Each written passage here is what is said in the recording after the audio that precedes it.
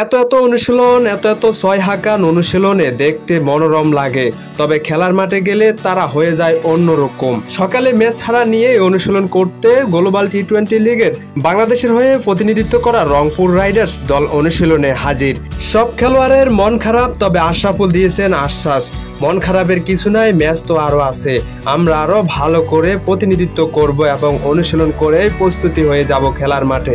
দলের batting coach Mohammad Ashraful ভালোভাবে অনুশীলন করছেন খেলোয়াড়দেরকে নিয়ে।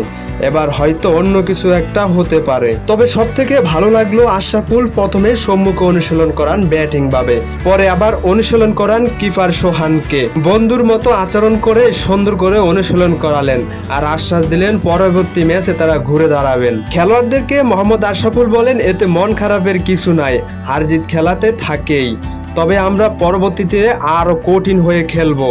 কিন্তু মন খারাপ হয়ে অনুশীলন করতে দেখা গেছে মোহাম্মদ সাইফুদ্দিনকে। দুর্দান্ত বোলিং করার পর দলকে জেতাতে না পারার একটা আক্ষেপ ছিল তার মুখেতে।